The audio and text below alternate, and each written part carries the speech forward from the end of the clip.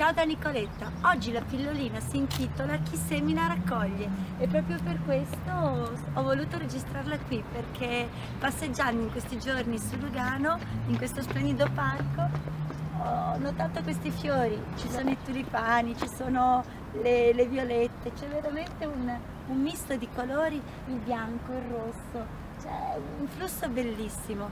Allora volevo leggerti questo racconto che ho trovato in questi giorni, perché veramente mi ha colpito molto e tratta proprio il fatto che a volte ci lamentiamo delle cose, ma non ci rendiamo conto che se seminiamo in un certo modo possiamo raccogliere alcune cose.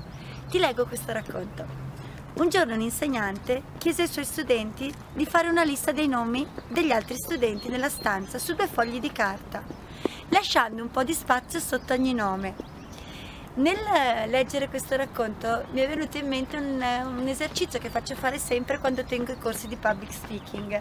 Faccio parlare le persone davanti alla videocamera e nel contempo le altre persone del gruppo che frequentano il corso scrivono le sensazioni, le impressioni, le idee che queste persone danno loro. L'insegnante poi disse loro di pensare la cosa più bella che potevano dire su ciascuno dei loro compagni di classe e di scriverla. Ci volle tutto il resto dell'ora per finire il lavoro. All'uscita ciascuno degli studenti consegnò il suo foglio. Quel sabato l'insegnante scrisse il nome di ognuno su un foglio separato e vi aggiunse la lista di tutto ciò che gli altri avevano detto su di lui o su di lei. Il lunedì successivo diede ad ogni studente la propria lista. Poco dopo l'intera classe stava sorridendo. «Davvero?» sentì sussurrare. «Non sapevo di contare così tanto per qualcuno. Non pensavo di piacere tanto agli altri». Erano le frasi più pronunciate. È una cosa che noto sempre.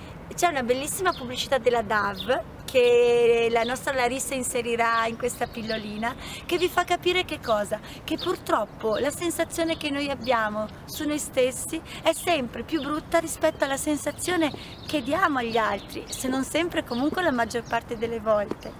Ti continuo a leggere la storiella. Nessuno parlò più di quel foglio in classe e la prof non seppe se i ragazzi l'avessero discusso dopo le lezioni o con i genitori. Non aveva importanza. L'esercizio era servito al suo scopo. Gli studenti erano felici di sé e divennero sempre più uniti. Passarono gli anni. Molti anni più tardi, uno degli studenti venne ucciso in Vietnam e la sua insegnante partecipò al funerale. Non aveva mai visto un soldato nella bara. La chiesa era riempita dei suoi amici. Uno ad uno quelli che lo amavano si avvicinarono alla bara e l'insegnante fu l'ultimo a salutare la salma. Mentre stava lì, uno dei soldati presenti le domandò: «Lei era l'insegnante di matematica di Mark?» Le annui. Dopodiché lui le disse: «Mark parlava di lei spessissimo». Dopo il funerale, molti degli ex compagni di classe andarono al rinfresco. I genitori di Mark stavano lì, in attesa di parlare con la sua insegnante. «Vogliamo mostrarle una cosa», disse il padre, estraendo un portafoglio dalla sua tasca. Lo hanno trovato nella sua giacca quando venne ucciso. Pensiamo che possa riconoscerlo. Aprendo il portafoglio, estrasse con attenzione 2 pezzetti di carta che erano stati piegati, aperti e ripiegati molte volte. L'insegnante seppe ancora prima di guardare che quei fogli erano quelli in cui lei aveva scritto tutti i complimenti che i compagni di classe di Mark avevano fatto su di lui. «Grazie mille per averlo fatto», disse la madre di Mark. «Come può vedere, lo conservava come un tesoro». Tutti gli ex compagni di classe di Mark iniziarono ad avvicinarsi.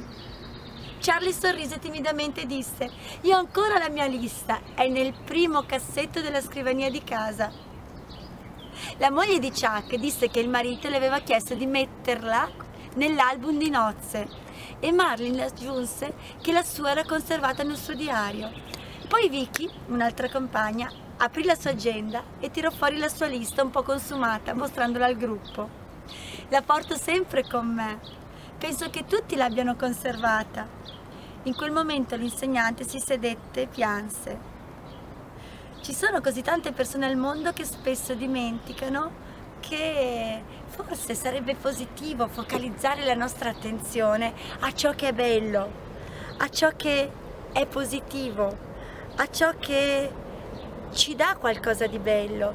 E pensa, fai questo esercizio, manda un messaggio, se puoi, se hai voglia, se ti va di raccogliere la sfida, alle persone a te care e chiedi loro: mi potresti dire per favore qual è il mio carisma, qual è la mia attitudine, quali sono le cose belle che ti riverberano, ti risuonano di me?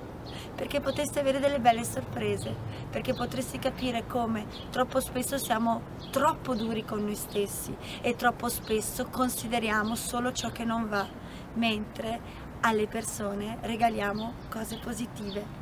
E con l'augurio di avere anche tu la tua personale lista da questo splendido parco, vorrei davvero che potessi anche tu avere la possibilità di seminare qualcosa di bello, qualcosa di grande, e di avere con te sempre la sensazione di un carisma positivo, un dono positivo.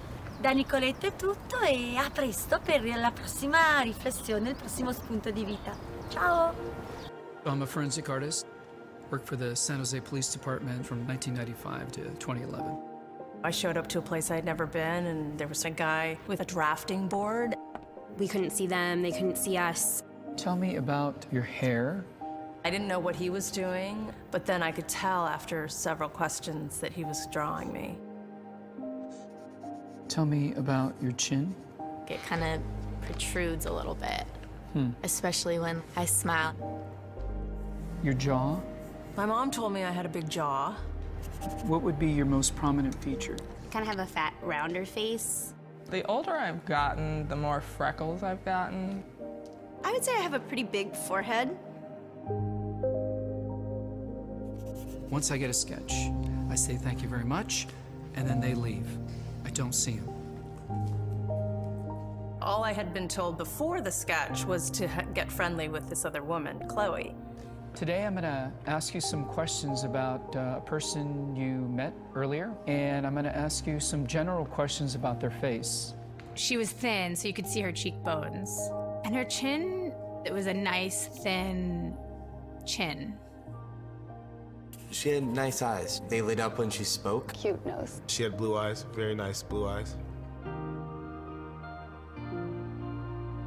So here we are. This is the sketch that you helped me create, and that's a sketch that somebody described of you. So yeah, that's...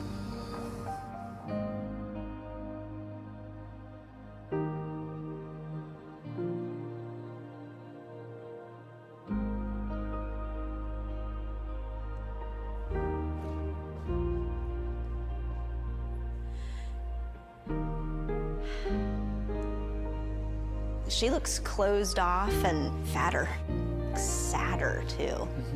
The second one looks more open, friendly, and happy. I should be more grateful of my natural beauty. It impacts the choices and the friends that we make, the jobs we apply for, how we treat our children.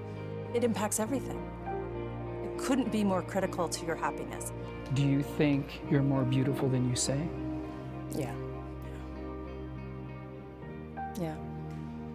We spend a lot of time as women analyzing and trying to fix the things that aren't quite right. And we should spend more time appreciating the things that we do like.